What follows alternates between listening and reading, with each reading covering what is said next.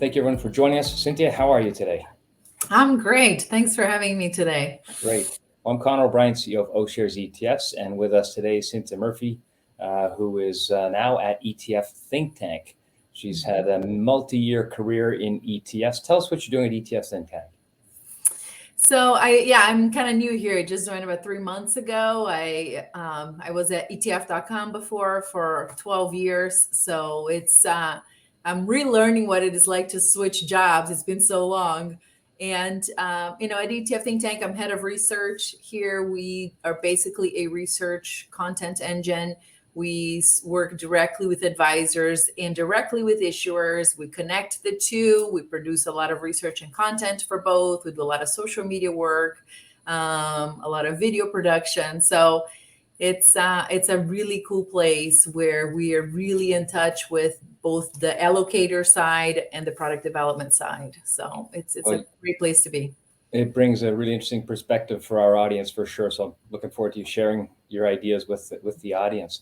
So today what we're going to do, we're going to cover a few topics. We're going to talk briefly about Russia. You put out an interesting blog post on that. I'd encourage people to go look for it on the ETF Think Tank website and the exclusion of Russia from indexes. We'll talk about inflation, talk about the Fed. We'll talk about the impact of war on markets, and we'll talk a little bit about the equity performance outlook.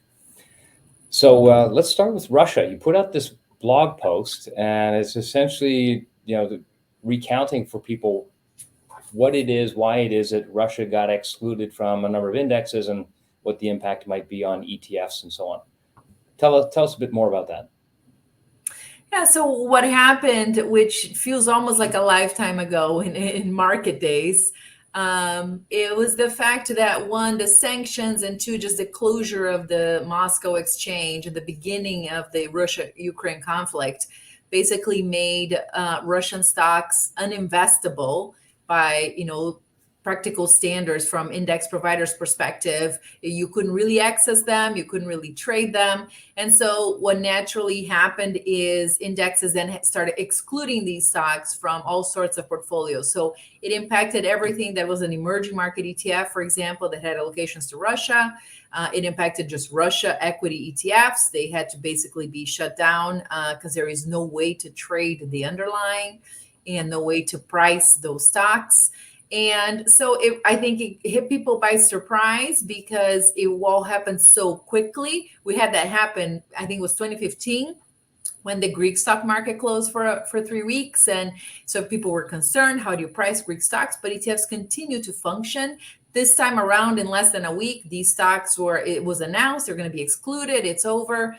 So I think it just caught people by surprise. But given how long the conflict has been going on, I think was, inevitable. And so they remain impossible to access. The good news is, if it had been a China, for example, which is 30-40% of emerging market indexes, it would have been a huge impact. But Russia, when that first happened, was maybe 3% of the weighting in emerging market ETFs, broad emerging market ETFs. So it was a minimal impact from that perspective. But so that was the first time. I'm going to touch on China in 1 second. So actually in OGIG, which is our global ETF, we actually, in our rules, exclude Russia. So this is years ago. We decided Russia is uninvestable, and it will never be an OGIG. And we also looked at what happened as a result of the invasion as being kind of a bit late. In any event, we've also studied China. And of course, the Russian impact is driven by sanctions, whereas the Greek impact that you referred to is not driven by sanctions, it's driven just by, it's called market liquidity issues. So China could be subject to sanctions if they go after Taiwan, and probably will be subject to sanctions if they go after Taiwan. And it could involve the same kind of shutdown of markets. What are your thoughts on that? Yeah, I hate the idea of predictions, but I think I am actually really curious what would happen then, because I think from just a market perspective, it's a lot easier to cut out Russia from portfolios and access to Russia than it will be China. I mean, China is the size of the Chinese economy, just the pervasiveness of China in every aspect of markets today. I think would be much more difficult. I mean, from emerging markets exposure, alone, you're talking 30-40% of portfolios is tied to China. How do you get rid of that overnight?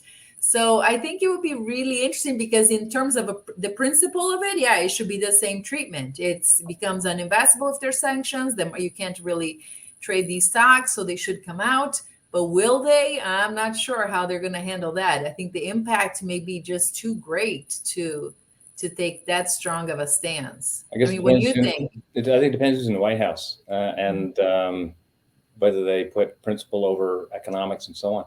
So let's move on from that. That was a really good piece that you wrote. Encourage people to take a look at it. Let's talk a little bit about inflation. We have a bit of data here. When people have seen the headline numbers, I think we really got to dissect inflation. And so I'm going to just throw some numbers on the screen here about what's driving inflation.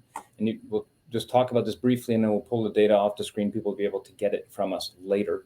But you got a headline number that is over 8%.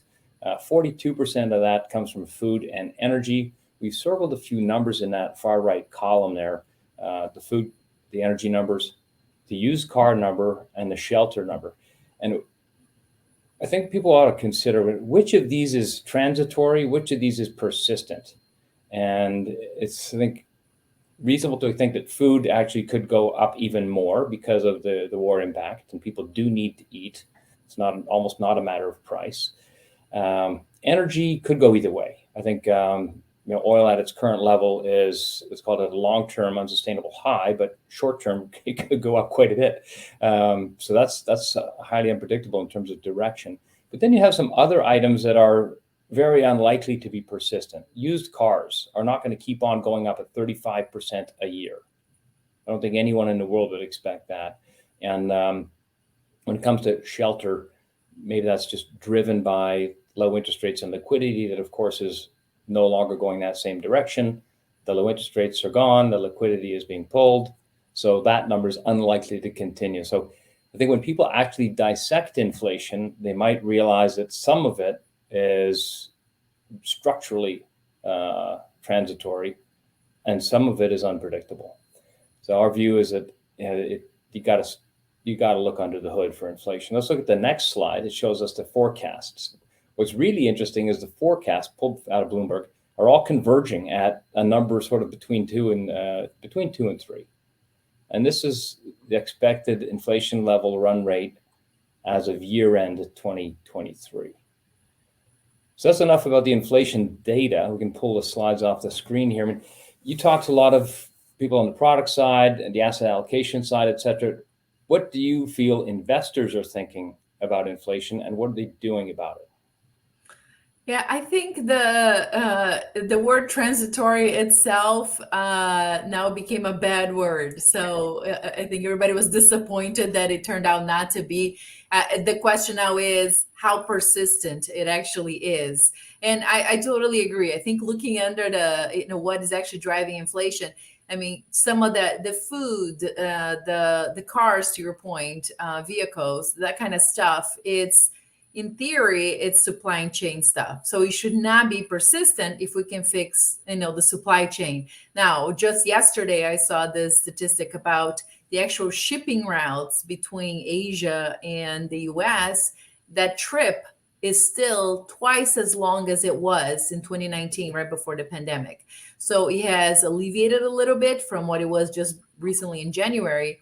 But it's still taking a long time to get supplies shipped from one place to the other. But that's not a structural thing. I think it's a temporary thing. And so it could alleviate. And, a 2% inflation target 12 months from now, 18 months from now, doesn't sound that bad to me, actually. Sounds pretty livable with. So I guess maybe we'll go back to transitory. I don't know, Connor. I'll leave that word to you. Well, I think on that choice of words way back when, nobody had a war in mind. Yeah, true. And then the more recent surprise is the shutdowns in China. So you got Shanghai and maybe Beijing going under lockdown. That's going to cause the supply chain disruption to persist for a while. Mm-hmm. And so I think it's a very long transitory period, if that's what it is. The longest transition in history, yes. Yeah, exactly. So let's talk about what the Fed is doing. I mean, the latest chat out of the Fed is, a much bigger move up. Of course, they're trying to talk it up, and the yield curve is responding, and so we're approaching 3 on the 10-year, 3%. Bonds have done very poorly as a counterbalance in portfolios to what's called equity market volatility. It's just not working. And I guess what people should have realized is when bonds get to yields near 0, 1%, there's really no more cushion they can provide. It's at best going to do nothing as opposed to being negatively correlated. So we've seen a correlation for bonds to equities go positive quite significantly. We've seen the downside get pretty extreme. We've got a bar chart here that's going to show people the degree of downside in the bond market. My producer pulls up the right one. There it is. What it shows is that bonds are down 9.5% this year. Not helping very much when equities were down 12. OUSA was down 10. So OUSA was about the same as bonds. Not perfect, but certainly not risky, really materially riskier than the bonds. And so people are talking about adjusting portfolio structure and not really using bonds as in the way that they used to. So we can move back from the slide here and just talk a little bit about what you're hearing from people on how they're structuring portfolios. You've got advisors that have to have a certain amount of fixed income. They don't want to have long-term high duration government bonds that lose 9.5% when the markets sell off, equities sell off. What do you hear about people considering or doing on the fixed income pieces of their portfolio? Yeah, it's definitely been a really, really challenging scenario. And if you think just, really broadly speaking, you have on one side this really high inflation number where different types of assets work well to combat that. Things like gold, things like commodities. And then you have on the other side, rising rates where different types of assets will work well, like your value stocks, like your dividends. And you have these two things happening at the same time. And what do we know? We know that the Fed is committed to bringing down that inflation. That's not going to happen until they slow down the economy, which means slowing down the market itself. So it's really a tough place to find what is actually going to work. So if you look just from where people are putting money to work, trying to figure out how to survive this moment in history, is you see a ton of money going into dividend payers, which is a total income play. It's an equity play. But if bonds and stocks have the same, type of risk at the moment, why not take that risk in the equity side and pick up dividend yield? So because bonds and rising rates are just a terrible match, as you know. So we're seeing a ton of money go to that, but we're also seeing the classic inflation plays, a ton of money going to commodities, a ton of money going into gold specifically.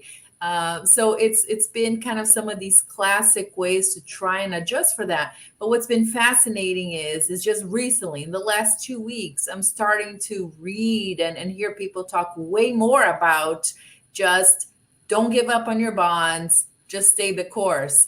So there's just a starting change in sentiment. And we've seen treasuries rally a tiny bit recently. So it's kind of funny how narratives are everything in the markets. It's all about, where we go from here. And so I'm just wondering if that's going to stick. Some of your classic long-term buy and hold investors are all like, don't give up on your bonds. Everybody gives up on their bonds when things go bad, and then they regret it. So it's kind of, people have a hard time trying to figure out what to do with fixed income. It's really, really challenging. Yeah, once bonds have sold off enough, they will ultimately end up going up and start performing somewhat normally again. So some might argue 3% on the 10-year is sort of normal if inflation does what those earlier charts show, getting down to 2%. That's the end of next year is a long time from now. Not a lot of advisors have the patience to sit there on bonds losing value or misbehaving for 18 months. So cash is an alternative, perhaps. Dividends an alternative. I'm going to get some interesting data on that. I do want to show people the recession probability forecast that comes out of Bloomberg data. Let's just take a look at the slide. It shows quarter by quarter set of essentially forecasts aggregated by Bloomberg. And what it shows is that before the COVID recession, the forecast had gradually crept up to 40% risk of recession. And then the COVID related recession occurred. Mhm. And then, of course, it settled back down. And now we see it creeping back up. The most recent data we have out of Bloomberg is 25% odds of recession in the forecasts. Doesn't mean it's going to be right, but at least the trend is that the risk of recession is going up. And so you touched on dividends. So we're going to just show you some interesting return data on historic market performance during recessions of equities, of dividend growers compared to value. And actually see other chart produced historical market performance during recessions. There we go. So this just shows, the recent couple of recessions and just compares performance of value stocks to dividend growth stocks. And basically, the dividend growers outperform value substantially. That's the main message for people to think about. So you touched on dividend growers. This confirms what you were talking about, that the dividend growers really do outperform. And these last two recessions show that the outperformance is something like 12%, pretty meaningful. We then take a look at the other slide the producer just had up a second ago and just see how the dividend growers have performed during inflationary periods. People are thinking of recession, they're thinking of inflation. Let's look at inflation here. The dividend growers, this is really surprising. In the really low inflation environment, they didn't have their best performance. Nothing had their best performance in these recent years of low inflation. Of course, the reason is there are other things going on in the markets other than just inflation. Back in those years as well as today. And so you see actually what's really useful from this, the dividend growers outperform dividend cutters, outperform those that had a no change in their dividend patterns. And that's pretty much universally the case, whether inflation is low, moderate, or high, the dividend growers do well relative to the rest of the stocks in the market, and they actually do so with less risk. So that's our wrap up in a way for people to how to think about inflation, recession, stocks, bonds.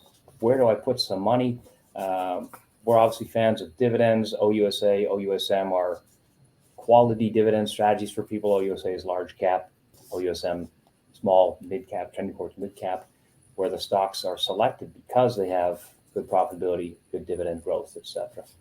Yeah. If I may add, I was just going to say, what I think is also crucial here is just that distinction between your high dividend payers versus your dividend growers. So we've seen a lot of money, for example, this year go into your high dividend payers because the people are looking for income specifically. So they want that, high yield figure. But in truth, the growers is really a quality story. It's companies that have been able to steadily, some of these dividend growers ETFs, the screens are like at least 25 years of consecutive, consistent growth in dividend payments. These are really, really big quality names. So it's a different story than a company that may be shelling out a huge dividend yield right now, but actually big cuts in the near future, to your point. So I think it's an important distinction to make. It really is. And the high dividend payers have more sick companies in them. The dividends sometimes are high because the company is not doing so well. Its stock is low and they haven't cut the dividend yet, so the yield looks good. Also, a lot of them are in the commodity space and people are chasing commodities. The dividends are high. And I think commodities can at times be a wonderful trade. But if you look at the history of commodities, it's a very challenging investment space because commodities whip around up and down. And the dividend growers, the other thing about income is this: people worry more about income today or what their income is going to be like when they need it at retirement. And so income growth is something really important to think about as an investor or for clients, for advisors, than income today. And if you have clients that have a portfolio that they're going to rely on in 5, 10, 15 years, the dividend growers might get them to a much better place at the time they need the money than buying high yield stock or portfolio today that's at risk of either not growing or just declining. So it's really important. I think is the income strategy one to build income for the immediate future, next week, next month, next 12 months, or is it for the 5, 10, 15 plus year future? Yeah. Time horizon is everything, for sure. In the high dividend yield ones, if you just look at the sectors, if you want to get a sense of what you're getting, and your high dividend payers are all in like companies like Valero Oil, which is up 50% this year, and it's giving up almost 4% in yield. But it's a lot of energy names in there. So is that where you want to be? If you look just at the history of the last 15 years, has energy been the sector to invest in? So it's very different than the dividend growers, where it's more health, it's financials, it's very different sector exposures there. So yeah, I spent a lot of my early career doing mergers and acquisitions, investment banking for oil and gas, energy stocks, natural resource space, and it's an incredibly volatile space. You live through it for years and years and years. You realize how almost randomly volatile it can be. War breaks out, oil spikes. Peace breaks out, supply grows, oil tanks. I mean, we've seen it go from 0 to 100 more than once. To negative 40. Yeah. We've seen it all. But it can be a wonderful trade. Maybe it's a bit late to be making that wonderful trade today at oil where it is today. But who knows? Who knows? So wrapping up the comments for now here, I'd like you to just give people a description really of where to see your research and what kind of research topics you're going to be covering in the coming month or two. So our research is, it's free. You can read on, just check etfthinktank.com. We have some data tools in there. We run this really cool thing every week. If you are an ETF investor, where we kind of assess the health of the ETF industry in a really, really neat little box, which we call our KPIs for the ETF industry. So how many launches, what are these launches focused on? What closures look like, assets, revenues for the industry. So it's just kind of if you are into the actual ETF space. And we have our weekly blogs, research. We just wrote this week about just Twitter. What does it mean when Twitter goes private? How does that impact your ETF portfolios? We had different, like last week, I think our key research was about defensive ETF ideas, things to consider. Should you be looking at floating rate bonds? Should you be looking at bank loans? Just so we do a lot of just work on trying to think of different ways to solve different portfolio problems. And a lot of that is really informed by conversations we have with advisors every day. So it's all there, free to consume. Check it out. Drop us a line if you have a question or a topic you think is really something you're interested in. We're always open for business. So what's the best way for people to reach you? The new email address and so on. Yeah, you can email me it's cmurphy@torosoinv.com. That's short for Toroso Investments, which is our parent company. You can find me on Twitter, Murphy Cinthia, LinkedIn. I'm everywhere, actually. It's hard to get rid of me. I'm everywhere, easy to find. So don't be shy. Just hit me with a question. And you just brought to mind an idea of something we can do next call is really look at all the different kinds of strategies you mentioned, from bank loans on through the various, let's call it, variations or alternatives to traditional fixed income, and show people a little bit of the risk return history of them, because I think there's a lot of misconceptions on how they actually work. Bank loans, for example, during a stress event, they go illiquid and they underperform, disappoint. And we've seen that happen cycle after cycle.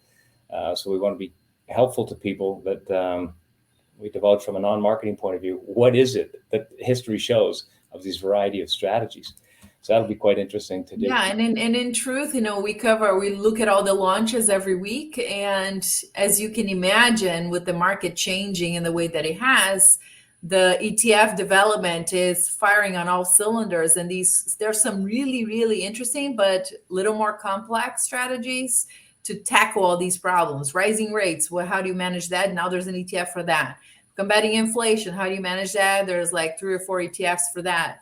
So there's a lot of interesting products, but they take a little bit of effort to get under that hood and figure out what to do. For sure it does. We'll get to some of those next call. Encourage people, if they want to get the slides, send us a note, info@oshares.com. We'll send you the slide deck. If you have questions and so on beyond the slides, same thing. Send us a note, info@oshares.com. We'll be happy to give you the information that we're able to provide. Thank you very much, Cinthia, and thank you very much to everyone who attended our event.